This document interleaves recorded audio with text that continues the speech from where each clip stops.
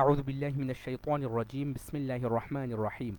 হে মুমিনরা, তোমরা জেনে রেখো, যুদ্ধে তোমরা যেসব জিনিস গনিমত হিসাবে হাসিল করেছ তার এক পঞ্চমাংশ আল্লাহ তাআলার জন্যে, রাসূলের জন্যে, তার স্বজনদের জন্য, এতিমদের জন্যে, মিসকিনদের জন্যে ও পথচারী মুসাফিরদের জন্যে। তোমরা যদি আল্লাহতে বিশ্বাস করো এবং বিশ্বাস করো বিজয় সম্পর্কিত সে বিষয়টির প্রতি, যা আমি হক ও বাতিলের চূড়ান্ত মীমাংসার দিন, একে অপরের মুখোমুখি হবার দিন আমার বান্দার উপর নাজিল করেছিলাম, তাহলে জেনে রেখো আল্লাহ তাআলাই হচ্ছেন সর্ববিষয়ের উপর একক ক্ষমতাবান। যুদ্ধক্ষেত্রে তোমরা যখন উপত্যকার নিকট প্রান্তে ছিলে, তখন তারা ছিল দূর প্রান্তে, আর কাফেলা ছিল তোমাদের তুলনায় নিম্নভূমিতে। যদি তোমরা আগেই তাদের সাথে কোনো চুক্তির সিদ্ধান্ত করতে চাইতে, তাহলে এই সিদ্ধান্ত বাস্তবায়নে তোমরা অবশ্যই মতবিরোধ করতে, কিন্তু আল্লাহ তাআলা তাই ঘটাতে চেয়েছিলেন যা ঘটানো তার মঞ্জুর ছিল। তিনি চাইলেন যে দলটি ধ্বংস হবে সেটি যেন সত্য মিথ্যায় স্পষ্ট হওয়ার পরই ধ্বংস হয়, আবার যে দলটি বেঁচে থাকবে সেটিও যেন সত্যাসত্য প্রমাণের ভিত্তিতেই বেঁচে থাকে। নিশ্চয় আল্লাহ তাআলা সর্বশ্রোতা সর্বজ্ঞ। স্মরণ করো, যখন আল্লাহ তাআলা তোমাকে তোমার স্বপ্নে তাদের সংখ্যা কম দেখিয়েছিলেন, তখন যদি তিনি তোমাকে তাদের সংখ্যা বেশি দেখাতেন, তাহলে অবশ্যই তোমরা সাহস হারিয়ে ফেলতে এবং এ বিষয়ে তোমরা একে অপরের সাথে বিতর্ক শুরু করে দিতে। কিন্তু আল্লাহ তাআলা এটা না করে তোমাদের নিরাপদ করে দিয়েছেন। তিনি মানুষের অন্তরে যা কিছু আছে সে সম্পর্কে সম্যক ওয়াকেফাল রয়েছেন। স্মরণ করো, যখন তোমরা যুদ্ধের ময়দানে তাদের সামনাসামনি হলে, তখন আল্লাহ তাআলা তোমাদের চোখে তাদের সংখ্যাকে কম করে দেখালেন এবং তাদের চোখেও তিনি তোমাদের সংখ্যা দেখালেন কম, যেন আল্লাহ তাআলা তাই ঘটিয়ে দেখান যা কিছু তিনি ঘটাতে চান। মূলত আল্লাহ তাআলার দিকেই সব কিছু প্রত্যাবর্তিত হবে। হে ঈমানদার লোকেরা, যখন কোনো বাহিনীর সাথে যখন তোমরা সামনাসামনি হও, তখন ময়দানে অবিচল থাকবে এবং আল্লাহ তাআলাকে বেশি বেশি করে স্মরণ করবে। আশা করা যায় তোমরা সাফল্য লাভ করতে পারবে। তোমরা আল্লাহ তাআলা ও তার রাসূলের আনুগত্য করো, নিজেদের মধ্যে পরস্পর ঝগড়া বিবাদ করো না, অন্যথায় তোমরা সাহস হারিয়ে ফেলবে এবং তোমাদের প্রতিপত্তি খতম হয়ে যাবে। তোমরা ধৈর্য ধারণ করো, অবশ্যই আল্লাহ তাআলা ধৈর্যশীলদের সাথে রয়েছেন। তোমরা কখনো তাদের মতো হয়েও না, যারা অহংকার ও লোকদের নিজেদের শান শওকত দেখানোর জন্য নিজেদের ঘর থেকে বেরিয়ে এসেছে এবং সাধারণ মানুষদের যারা আল্লাহ তাআলার পথ থেকে ফিরিয়ে রাখে। মূলত তাদের সমুদয় কার্যকলাপই আল্লাহ তাআলা পরিবেষ্টন করে আছেন।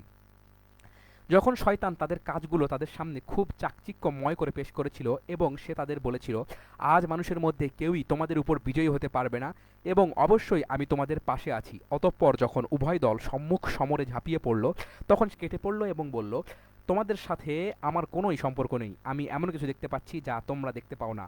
আমি অবশ্যই আল্লাহ তাআলাকে ভয় করি, কেননা আল্লাহ তাআলা হচ্ছেন কঠোর শাস্তিদাতা। মুনাফেক ও তাদের দলবল, যাদের দিলে গোমরাহির ব্যাধি রয়েছে, যখন তারা বলল তাদের দিনই তাদের প্রতারিত করে রেখেছে, আসলে যে ব্যক্তি আল্লাহ তাআলার উপর ভরসা করে সে যেন জেনে রাখে আল্লাহ তাআলা প্রবল পরাক্রান্ত প্রজ্ঞাময়। তুমি যদি সত্যিই সেই অবস্থাটা দেখতে পেতে, যখন ফেরেশতারা কাফিরদের রূহ বের করে নিয়ে যাচ্ছিল, ফেরেশতারা তাদের মুখমণ্ডল ও পৃষ্ঠদেশে আঘাত করে যাচ্ছিল এবং বলছিল, তোমরা আগুনের আযাব উপভোগ করো। আসলে এটা হচ্ছে তোমাদের নিজেদের উভয় হাতের কামাই, যা তোমরা আগেই এখানে পাঠিয়েছিলে। আল্লাহ তাআলা কখনো তার বান্দার উপর জুলুম করেন না। এরা হচ্ছে ফেরাউনের আপনজন ও তাদের পূর্ববর্তী কাফেরদের মতোই। তারা আল্লাহ তাআলার আয়াতকে অস্বীকার করেছে, ফলে তাদের গুনাহের দরুন আল্লাহ তাআলা তাদের পাকড়াও করলেন। নিশ্চয়ই আল্লাহ তাআলা শক্তিশালী, কঠোর শাস্তি দানকারী। এটা এ কারণে যে আল্লাহ তাআলা যখন কোনো জাতিকে কোনো নিয়ামত দান করেন, তিনি ততক্ষণ পর্যন্ত তাদের জন্য তার সে নিয়ামত বদলে দেন না, যতক্ষণ না তারা নিজেরা নিজেদের অবস্থার পরিবর্তন করে। নিশ্চয় আল্লাহ তাআলা সব কিছু শোনেন, সব কিছু জানেন। এরা হচ্ছে ফেরাউন, তার স্বজন ও তাদের আগের লোকদের মতো, যারা তাদের মালিকের আয়াতসমূহকে মিথ্যা সাব্যস্ত করেছে। অতঃপর আমি তাদের কুফরির অপরাধের জন্য তাদের ধ্বংস করে দিয়েছি এবং ফেরাউনের স্বজনদের আমি ডুবিয়ে দিয়েছি। মূলত তারা সবাই ছিল জালেম। নিশ্চয় আল্লাহর জমিনে বিচরণশীল জীবের মধ্যে আল্লাহর কাছে নিকৃষ্টতম হচ্ছে তারা, যারা আল্লাহ তাআলাকে অস্বীকার করে অতঃপর তারা তার উপর ঈমান আনে না। তারাও নিকৃষ্ট লোকদের অন্যতম, যাদের সাথে তুমি সন্ধি চুক্তি স্বাক্ষর করেছো, অতঃপর তারা প্রতিবারই সে চুক্তি ভঙ্গ করেছে এবং তারা কাউকেই পরোয়া করেনি। অতএব লোকদের যখনই তুমি ধরতে পারো, তাহলে তাদের মূল বাহিনী থেকে বিচ্ছিন্ন করে এমনভাবে শাস্তি দেবে যাতে তাদের পরবর্তী বাহিনী এর থেকে কিছু শিক্ষা গ্রহণ করে। যদি কখনো কোনো জাতির কাছ থেকে তোমার বিশ্বাসঘাতকতার আশঙ্কা হয়, তাহলে তাদের সাথে সম্পাদিত চুক্তি একইভাবে তাদের মুখের উপর ছুড়ে দাও। নিশ্চয় আল্লাহ তাআলা খেয়ানতকারীদের পছন্দ করেন না। কাফেররা যেন কখনো এ ধারণা না করে যে ওরা তোমাদের পেছনে ফেলে নিজেরা এগিয়ে গেছে। মনে রেখো, তারা কখনো আমাদের অক্ষম করে দিতে পারবে না। তাদের সাথে মোকাবেলার জন্য তোমরা যথাসাধ্য শক্তি, সাজ সরঞ্জাম ও ঘোড়া প্রস্তুত রাখবে এবং এই দিয়ে তোমরা আল্লাহর দুশমন ও তোমাদের দুশমনদের ভীত সন্ত্রস্ত করে দেবে। এছাড়াও কিছু লোক আছে যাদের পরিচয় তোমরা জানো না, আল্লাহ তাআলাই তাদের চেনেন। আল্লাহ তাআলার পথে তোমরা যা কিছুই ব্যয় করবে তার পুরোপুরি প্রতিদান তোমাদের আদায় করে দেওয়া হবে এবং তোমাদের উপর বিন্দুমাত্র জুলুম করা হবে না। হে নবী, তারা যদি সন্ধির প্রতি আগ্রহ দেখায় তাহলে তুমিও সেদিকে ঝুঁকে যাবে এবং সবসময়ই আল্লাহর উপর ভরসা করবে। অবশ্যই তিনি সবকিছু শোনেন, সবকিছু দেখেন। আর যদি কখনো তারা সন্ধির আড়ালে তোমাকে ধোঁকা দিতে চায় তাহলে জেনে রেখো তোমার জন্য তো আল্লাহ তাআলাই যথেষ্ট। তিনি তার সরাসরি সাহায্য ও মোমেনদের দ্বারা তোমাকে শক্তি জুগিয়েছেন। তিনি তার সরাসরি সাহায্য ও মোমেনদের দ্বারা তোমাকে শক্তি জুগিয়েছেন। আল্লাহ তাআলা তাদের অন্তরসমূহের মাঝে পারস্পরিক ভালোবাসা ও সম্প্রীতির বন্ধন স্থাপন করে দিয়েছেন। অথচ তুমি যদি দুনিয়ায় সবকিছু ব্যয় করতে তবু তুমি এদের অন্তরের মাঝে ভালোবাসার বন্ধন স্থাপন করতে পারতে না, কিন্তু আল্লাহ তাআলাই এদের মাঝে প্রীতি স্থাপন করে দিয়েছেন। অবশ্যই তিনি পরাক্রমশালী, বিজ্ঞ, কুশলী। হে নবী, তোমার জন্য এবং মোমেনদের মাঝে যারা তোমাকে অনুসরণ করে তাদের জন্য তো আল্লাহ তাআলাই যথেষ্ট। হে নবী, তুমি মোমেনদের যুদ্ধের জন্য উদ্বুদ্ধ করো। মনে রেখো তোমাদের জন্য 20 জন লোকও যদি ধৈর্যশীল হতে পারে তাহলে তারা 200 লোকের উপর বিজয়ী হবে। আবার তোমাদের মাঝে এমন লোকের সংখ্যা যদি 100 হয় তাহলে তারা কাফেরদের 1000 লোকের উপর জয়লাভ করবে। কেননা তারা হচ্ছে এমন জাতি যারা আল্লাহর শক্তি সম্পর্কে কিছুই বোঝে না। এ নিশ্চয়তা দ্বারা এখন আল্লাহ তাআলা তোমাদের উপর থেকে উদ্বেগ ও দুশ্চিন্তার বোঝা হালকা করে দিয়েছেন, যেহেতু তিনি এ কথা জানেন যে তোমাদের কিছু দুর্বলতা রয়েছে। অতঃপর তোমাদের মধ্যে যদি 100 ধৈর্যশীল মানুষ থাকে তাহলে তারা 200-র উপর বিজয়ী হবে। আবার যদি থাকে তোমাদের 1000 ধৈর্যশীল ব্যক্তি তাহলে তারা আল্লাহ তাআলার হুকুমে বিজয়ী হবে 2000 লোকের উপর। জেনে রেখো আল্লাহ তাআলা ধৈর্যশীলদের সাথেই আছেন। কোন নবীর পক্ষেই এটা শোভা পায় না যে তার কাছে বন্দীরা থাকবে যতক্ষণ পর্যন্ত সে জমিনে আল্লাহর দুশমনদের রক্তপাত ঘটাবে। আসলে তোমরা তো দুনিয়ার সামান্য স্বার্থটুকুই চাও, আর আল্লাহ তাআলা চান তোমাদের আখেরাত। আল্লাহ তাআলাই হচ্ছেন পরাক্রমশালী, প্রজ্ঞাময়। যদি এ ব্যাপারে আল্লাহ তাআলার কাছ থেকে পূর্বের কোনো ফরমান লেখা না থাকতো তাহলে বন্দীদের কাছ থেকে মুক্তিপণ হিসেবে তোমরা যা কিছু নিয়েছো তার জন্য বড় ধরনের আযাব তোমাদের পাকড়াও করত। অতঃপর যা কিছু তোমরা গনিমত হিসেবে লাভ করেছো নিঃসংকোচে তোমরা তা খাও, তা হালাল ও পবিত্র। তোমরা আল্লাহ তাআলাকে ভয় করো, আল্লাহ তাআলা অবশ্যই ক্ষমাশীল ও দয়ালু।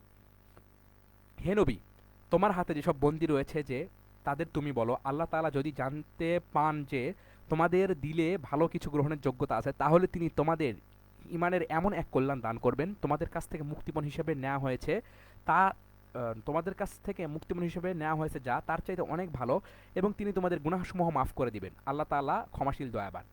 আর তারা যদি তোমার সাথে বিশ্বাসঘাতকতা করতে চায় তাহলে তুমি ভেবো না এরা তো এর আগে আল্লাহ তাআলার সাথেও বিশ্বাসঘাতকতা করেছে এবং অতঃপর এর শাস্তি হিসেবে তিনি তোমাদের হাতে বন্দী গ্রেফতার করিয়েছেন। আল্লাহ তাআলাই হচ্ছেন জ্ঞানবান, কুশলী।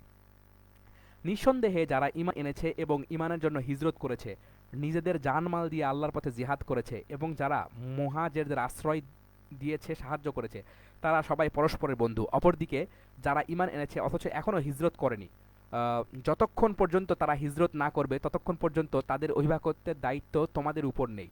তবে কখনো যদি তারা একান্ত দিনের খাতিরে তোমাদের কাছে কোনো সাহায্য চায় তাহলে তাদের সাহায্য করা তোমাদের কর্তব্য। তবে তা যেন এমন কোনো সম্প্রদায়ের বিরুদ্ধে না হয় যাদের সাথে তোমাদের চুক্তি রয়েছে। বস্তুত তোমরা যা কিছু করো আল্লাহ তাআলা তার সব কিছুই দেখেন। যারা কুফরি করেছে তারা একে অপরের বন্ধু। তোমরা যদি একে অপরকে সাহায্য করার সে কাজটি না করো তাহলে আল্লাহর জমিনে ফিতনা ফাসাদ ও বড় ধরনের বিপর্যয় সৃষ্টি হবে।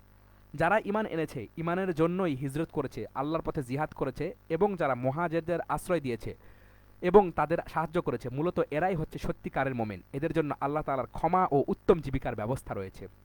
যারা পরে ঈমান এনেছে, হিজরত করেছে এবং তোমাদের সাথে জিহাদ করেছে তারাও তোমাদের অন্তর্ভুক্ত।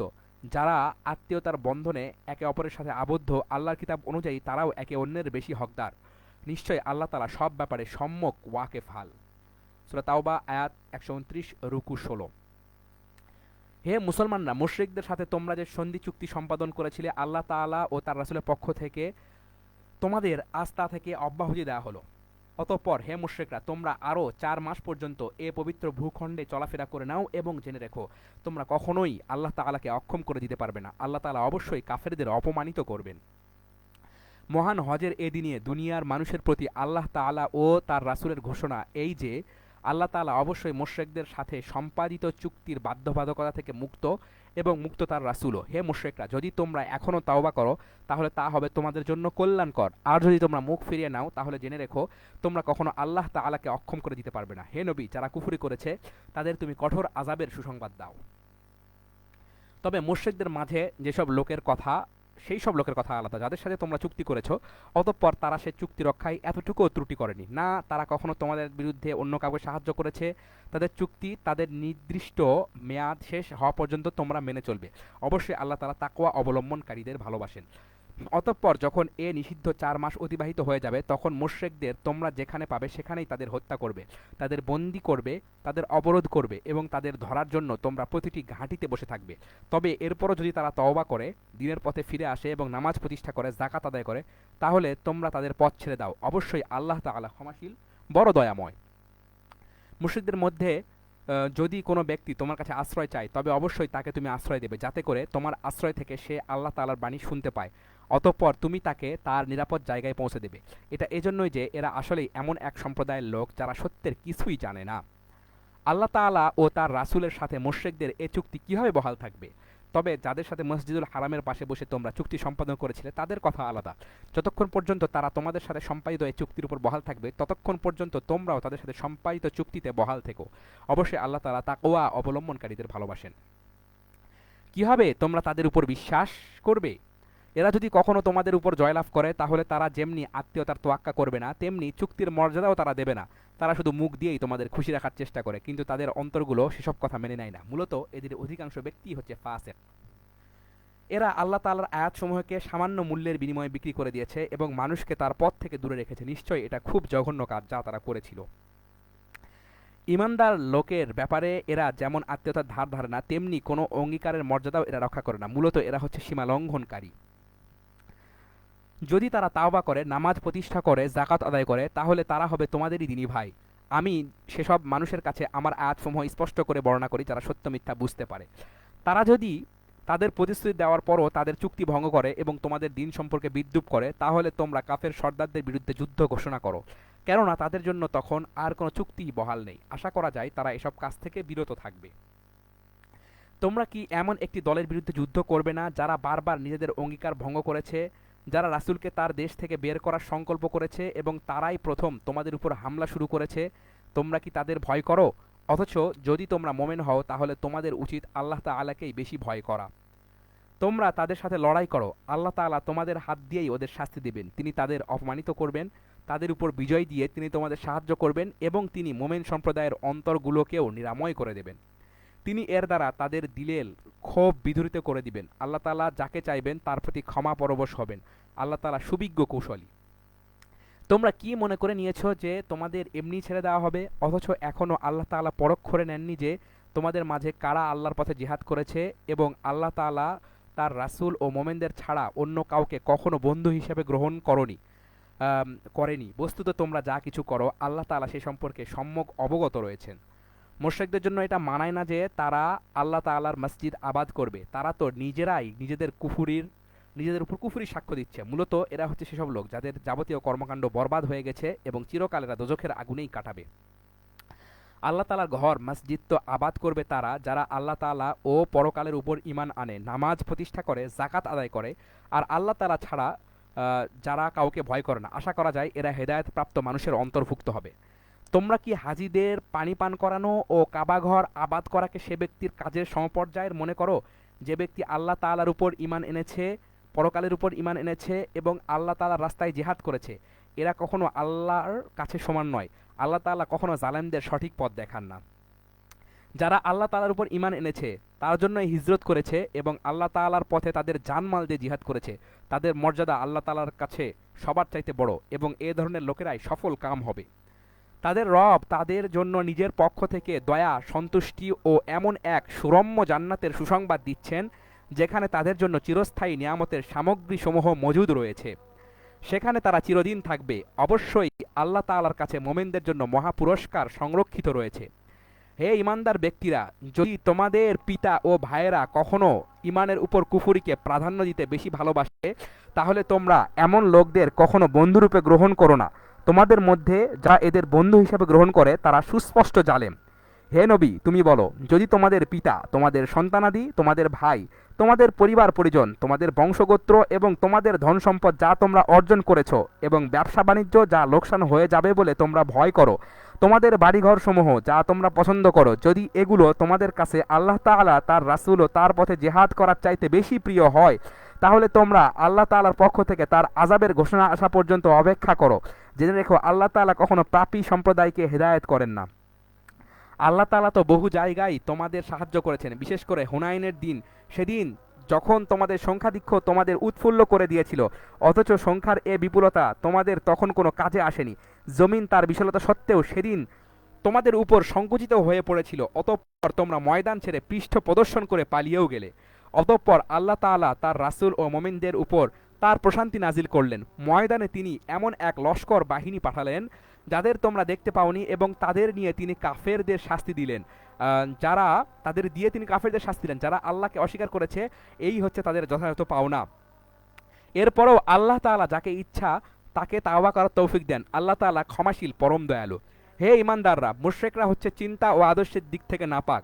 অতএব এ নাপাকি নিয়ে তারা যেন এ বছরের পর আর কখনো পবিত্র মসজিদের কাছে না আসে।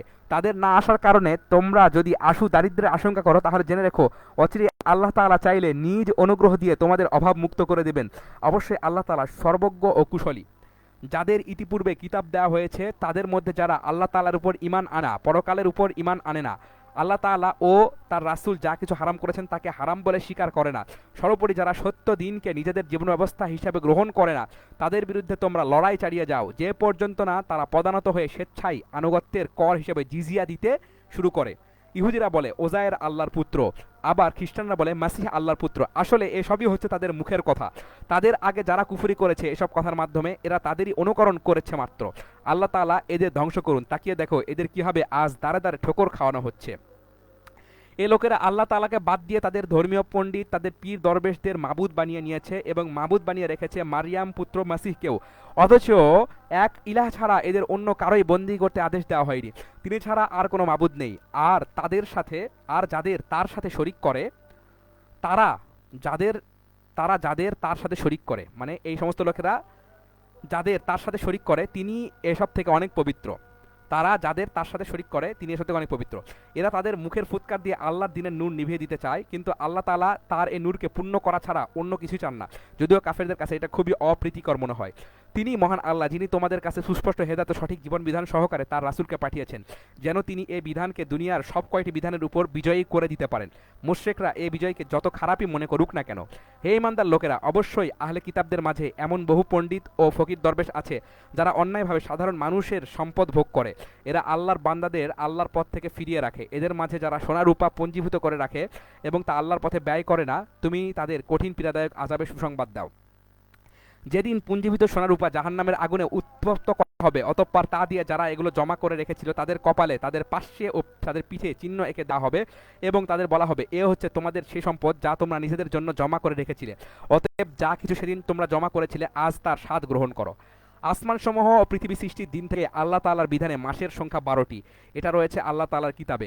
এ 12টির মধ্যে 4টি হচ্ছে যুদ্ধ বিগ্রহের জন্য নিষিদ্ধ মাস। এটা আল্লাহর প্রণীত নির্ভুল ব্যবস্থা। অতএব তার ভিতর হানাহানি করে তোমরা নিজেদের উপর জুলুম করো না।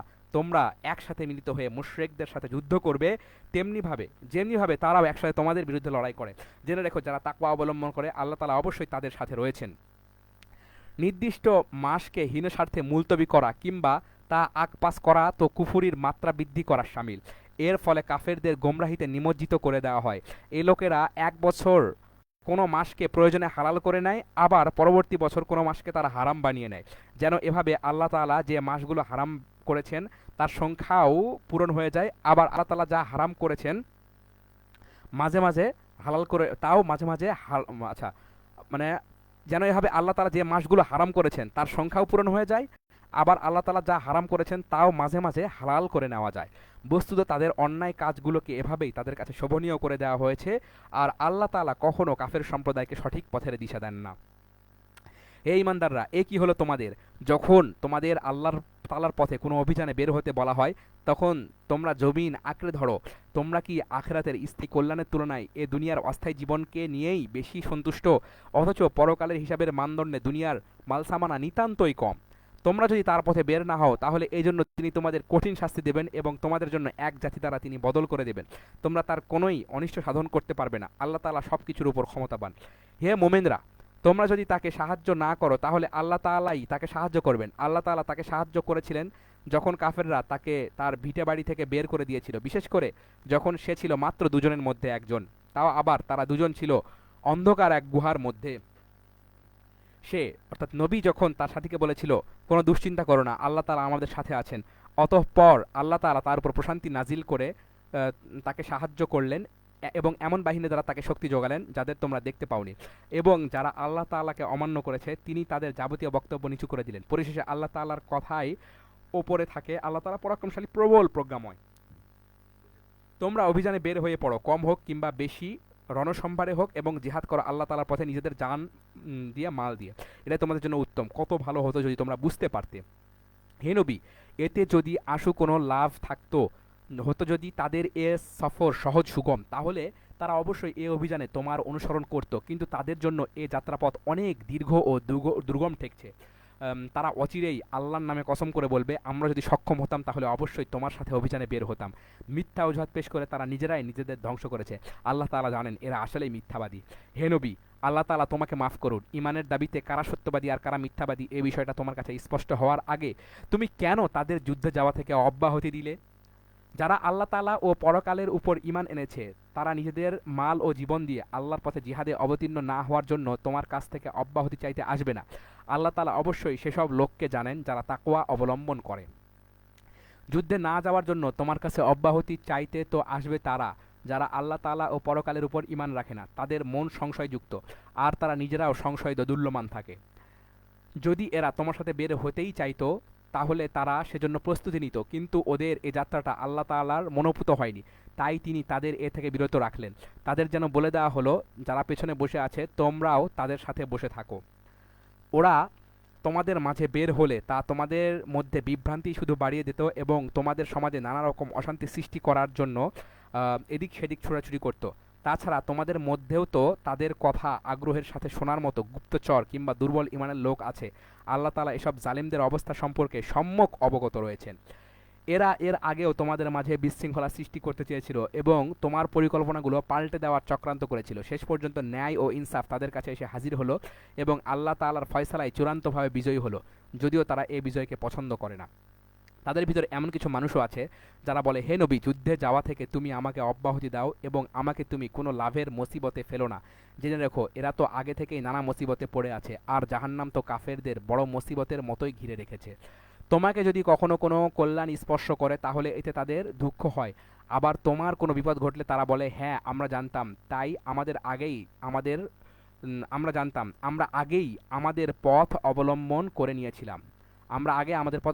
নিয়েছিলাম। অতঃপর তারা উৎফুল্ল চিত্তে তোমার কাছ থেকে সরে পড়ে। তুমি বলো, আসলে কল্যাণ অকল্যাণ কখনো আমাদের স্পর্শ করবে না, হবে শুধু তাই যা আল্লাহ তাআলা আমাদের জন্য নির্দিষ্ট করে রেখেছেন। তিনি আমাদের একমাত্র বন্ধু, আর যারা মোমেন তাদের তো শুধু আল্লাহ তাআলার উপরই ভরসা করা উচিত।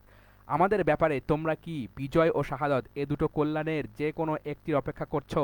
কিন্তু তোমাদের জন্য আমরা যা কিছুর প্রতীক্ষা করছি তা হচ্ছে আল্লাহ তাআলা নিজে তোমাদের আযাব দেবেন কিংবা আমাদের হাত দিয়ে তিনি তোমাদের শাস্তি দিবেন। হ্যাঁ, তোমরা অপেক্ষা করো, আমরাও তোমাদের সাথে অপেক্ষা করছি।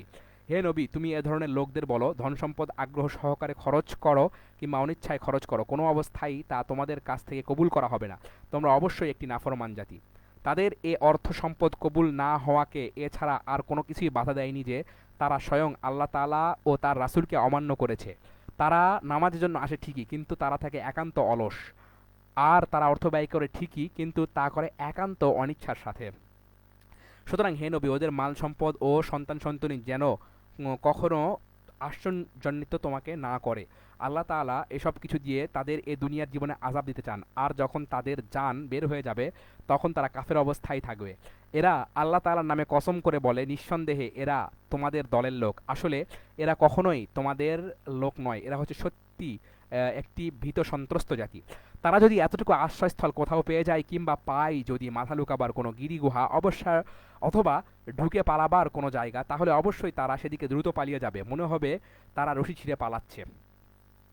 এদের মাঝে এমন লোকও আছে যারা অনুদানের ভাগ বন্টনের ব্যাপারে তোমার উপর দোষারোপ করে, কিন্তু সে অংশ থেকে যদি তাদের উপর কিছু দেওয়া হয় তাহলে তারা খুবই সন্তুষ্ট হয়, আবার যদি তা থেকে তাদের কিছু দেওয়া না হয় তাহলে তারা বিক্ষুব্ধ হয়ে ওঠে।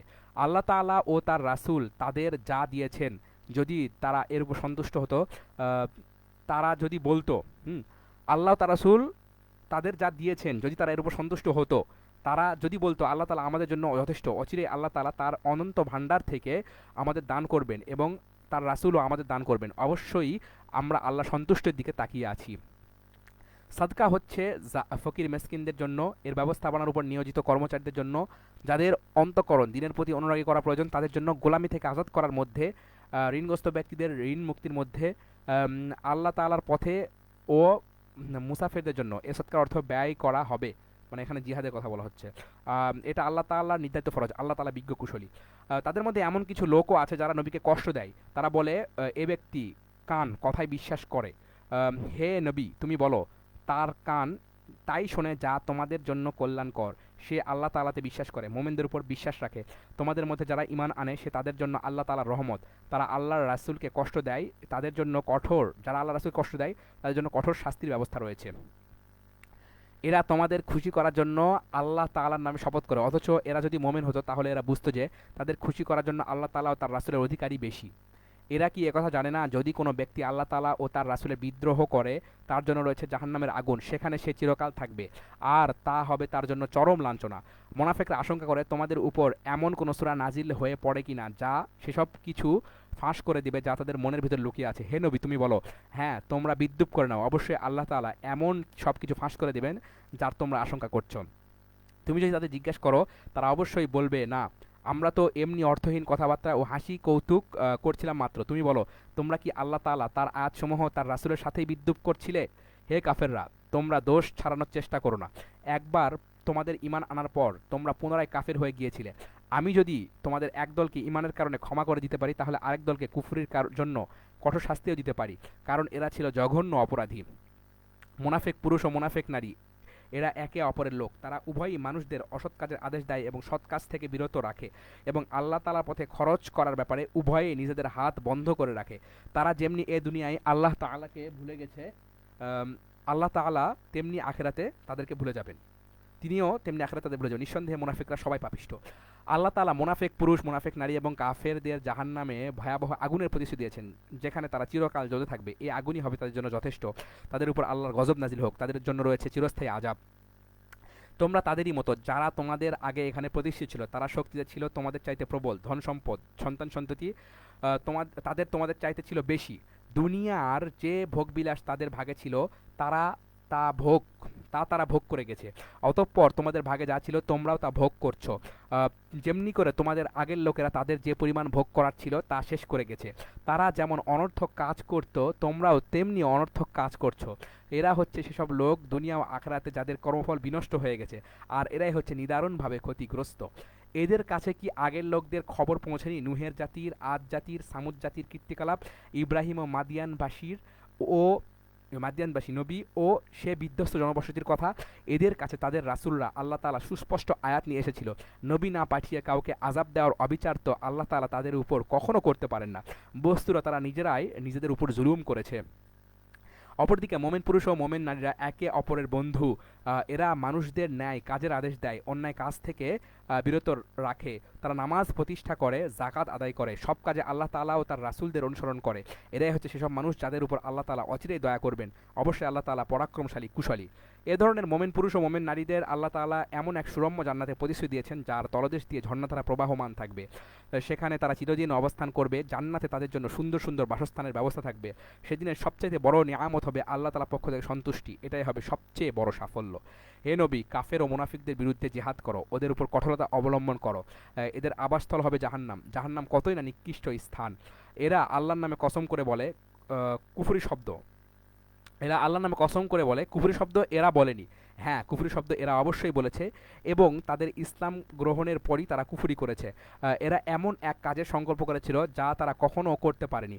এরপরও তাদের প্রতিশোধ নেওয়ার এছাড়া আর কি কারণ থাকতে পারে? আল্লাহ তাআলা ও তার রাসূল নিজ অনুগ্রহে দিয়ে তাদের ধনশালী করে দিয়েছিলেন। এখনও যদি এরা তাওবা করে তাহলে এটা তাদের জন্যই ভালো হবে। আর যদি তারা সত্য থেকে মুখ ফিরিয়ে নেয় তাহলে আল্লাহ তাআলা দুনিয়া আখিরাত উভয় স্থানে তাদের কঠিন আযাব দেবেন এবং উপরন্তু এ জমিনে তাদের কোনো বন্ধু কিংবা সাহায্যকারী থাকবে না।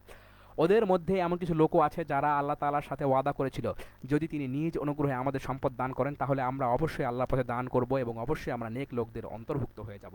অতঃপর যখন তিনি নিজ অনুগ্রহে তাদের ধন সম্পদ দান করলেন তখন তারা তার সাথে কার্পণ্য করল এবং আল্লাহ তাআলাকে দেওয়া ওয়াদা থেকে তারা ফিরে এলো। অতঃপর তিনি তাদের অন্তরে মুনাফিকি বদ্ধমূল করে দিলেন সেদিন পর্যন্ত যেদিন তারা তার সাথে সাক্ষাৎ করবে। মুনাফিকি বদ্ধমূল করলেন কবে? কোন দিন পর্যন্ত? যেদিন তারা তার সাথে সাক্ষাৎ করবে। এটা এ কারণ যে এরা আল্লাহ তাআলার কাছে যে ওয়াদা করেছিল তা ভঙ্গ করেছে এবং এরা মিথ্যা বলেছে। এরা কি এ কথা জানতো না যে তাদের সব গোপন ও কথা ও সব সলা পরামর্শ সম্পর্কে আল্লাহ তাআলা জানেন এবং অবশ্যই আল্লাহ তাআলা গায়েব সম্পর্কে বিশেষভাবে অবহিত? যারা সেসব ইমানদার ব্যক্তিদের দোষারোপ করে যারা আন্তরিক নিষ্ঠা ও আগ্রহের সাথে আল্লাহ তাআলার পথে দান করে এবং যারা দান করার মতো নিজেদের পরিশ্রম লব্ধ সামান্য কিছু সম্পদ ছাড়া কিছুই পায় না, তাদের সাথেও এই লোকেরা হাসি ঠাট্টা করে। মূলত এদের স্বয়ং আল্লাহ তাআলা বিদ্রূপ করতে থাকেন। পরকালে তাদের জন্য রয়েছে কঠিন আযাব। হে নবী, এদের জন্য তুমি আল্লাহ তাআলার কাছে ক্ষমা প্রার্থনা করো কিংবা না করো, দুটোই সমান। তুমি যদি ৭০ বার তাদের জন্য আল্লাহর কাছে ক্ষমা চাও, আল্লাহ তাআলা কখনো তাদের ক্ষমা করবেন না। কেননা এরা জেনে বুঝে আল্লাহ তাআলা ও তার রাসূলকে অস্বীকার করেছে। আসলে আল্লাহ তাআলা কখনো নাফরমান লোকদের হেদায়েত করেন না। যাদের পেছনে ফেলে রাখা হলো, তারা যুদ্ধে না গিয়ে আল্লাহর রাসূলের ইচ্ছার বিরুদ্ধে নিজেদের ঘরে বসে থাকতে পেরে খুব খুশি হয়ে গেল। তারা তাদের জানমাল দিয়ে আল্লাহর পথে জিহাদ করাটাকে পছন্দ করলো না। তারা বলল, এ ভীষণ গরমে তোমরা অভিযানে যেও না। হে নবী, তুমি তাদের বলো জাহান্নামের আগুন তো এর চাইতেও বেশি গরম। কত ভালো হতো যদি তারা বুঝতে পারত। অতএব এ দুনিয়ায় তাদের কম হাসা উচিত, অন্যথায় কিয়ামতের দিন তাদের বেশি কাঁদতে হবে। তারা যা কিছু অর্জন করেছে তাই হবে তাদের সেদিনের যথার্থ বিনিময়। এ অভিযানের পর আল্লাহ তাআলা যদি তোমাকে তাদের কোনো একটি দলের কাছে ফেরত নিয়ে আসেন, অতঃপর তারা যদি তোমার কাছে পুনরায় কোনো যুদ্ধে যাবার অনুমতি চায়, তাহলে তুমি বলো না কখনো তোমরা আমার সাথে আর কোনো অভিযানে বের হবে না এবং তোমরা আর আমার সাথে কখনো শত্রুর সাথেও লড়বে না, কেননা তোমরা প্রথমবার যুদ্ধের বদলে পেছনে বসে থাকা পছন্দ করেছিলে। আজ যাও, যারা পেছনে থেকে গেছে তাদের সাথে তোমরাও পেছনে বসে থাকো। ওদের মধ্যে কোনো লোকের মৃত্যু হলে তুমি কখনো ওদের কারো জানাজার নামাজ পড়ো না, কখনো তুমি তার কবরের পাশে দাঁড়িও না, কেননা এ ব্যক্তিরা আল্লাহ তাআলা ও তার রাসূলের সাথে কুফরি করেছে, এরা নাফরমান অবস্থায় মরেছে। ওদের ধন সম্পদ ও সন্তান সন্ততি যেন তোমাকে কখনো বিমুগ্ধ করতে না পারে। মূলত আল্লাহ তাআলা এসব কিছুতে তাদের দুনিয়ায় নানা ধরনের শাস্তি দিতে চান এবং এমন এক অবস্থায় তাদের প্রাণবায়ু বের হবে যখন তারা পুরোপুরি কাফের থাকবে। যখন এমন ধরনের কোনো সূরা নাজিল হয় যেখানে বলা হয় তোমরা আল্লাহর উপর ঈমান আনো এবং তার রাসূলের সাথে কাফেরদের বিরুদ্ধে জিহাদ করো, তখনই তাদের বিত্তশালী ব্যক্তিরা তোমাদের কাছে এসে যুদ্ধে না যাওয়ার জন্য অব্যাহতি চায় এবং তারা বলে, হে নবী, আমাদের ছেড়ে দাও, যারা ঘরে বসে আছে আমরা তাদের সাথে থাকি। তারা মূলত ঘরে বসে থাকা লোকদের সাথে অবস্থান করাই পছন্দ করে নিয়েছে, ফলে তাদের অন্তরের উপর মোহর মেরে দেওয়া হয়েছে, ফলে তারা কিছুই বুঝতে পারে না। কিন্তু আল্লাহর রাসূল ও এবং যারা তার সাথে ঈমান এনেছে তারা নিজেদের জানমাল দিয়ে আল্লাহর পথে জিহাদ করেছে, এদের জন্যই যাবতীয় কল্যাণ রয়েছে, আর এটাই হচ্ছে প্রকৃত সফল কাম। আল্লাহ তাআলা এদের জন্য এমন এক সুরম্য জান্নাত প্রস্তুত করে রেখেছেন যার পাদদেশে ঝর্ণাধারা প্রবাহমান, সেখানে তারা চিরকাল থাকবে। বস্তুত এ হচ্ছে সর্বোত্তম সাফল্য। ওজরকামী কিছু সংখ্যক আরব বেদুইনও তোমার কাছে এসে হাজির হয়েছে, যেন তাদেরও এই যুদ্ধে যাওয়া থেকে অব্যাহতি দেওয়া হয়। এভাবে সে লোকগুলো ঘরে বসে থাকলো যারা আল্লাহ তাআলা ও তার রাসূলকে মিথ্যা সাব্যস্ত করেছিল। এদের মধ্যে যারা কুফরি করেছে অচিরে তারা মর্মান্তিক আযাবে নিমজ্জিত হবে। যারা দুর্বল, যুদ্ধে শরিক না হয়, তাদের উপর দোষের কিছু নেই। দোষ নেই তাদেরও যারা অসুস্থ কিংবা যারা যুদ্ধের খরচ করার মতো কোনো সম্বল পায়নি। অবশ্য এরা যদি আল্লাহ তাআলা ও তার রাসূলের প্রতি নিষ্ঠাবান হয় তা ভিন্ন কথা। সৎকর্মশীল মানুষের বিরুদ্ধে অভিযোগের কোনো সুযোগ নেই। আল্লাহ তাআলা একান্ত ক্ষমাশীল ও পরম দয়ালু। তাদের কোনো দোষ নেই যারা যুদ্ধ শুরুর প্রাক্কালে তোমার কাছে যখন যাত্রার বাহন সরবরাহ করে এনেছিল, সরবরাহ করার জন্য এসেছিল, তখন তুমি তাদের বলেছিলে, তোমাদের জন্য আমি এমন কিছু পাচ্ছি না যার উপর আমি তোমাদের আরোহণ করাতে পারি। অতঃপর তারা ফিরে গেল, তখনও তাদের চোখ থেকে অশ্রু বয়ে যাচ্ছিল। যুদ্ধের খরচ জোগাড় করতে না পারায় তারা ভীষণভাবে দুঃখিত হলো। মূলত অভিযোগ তো তাদের বিরুদ্ধে যারা সামর্থ্যবান হওয়া সত্ত্বেও তোমার কাছে অব্যাহতি চায়। যারা পেছনে পড়ে থাকলো তাদের সাথে ঘরে বসে থাকাই তারা পছন্দ করলো। আল্লাহ তাআলা তাদের অন্তরের উপর মোহর মেরে দিয়েছেন, মূলত তারা কিছুই জানে না। সাদাকাল্লাহু মাওলানা আযীম ওয়া সাদাকা রাসূলুহুন নবিয়্যুল কারীম।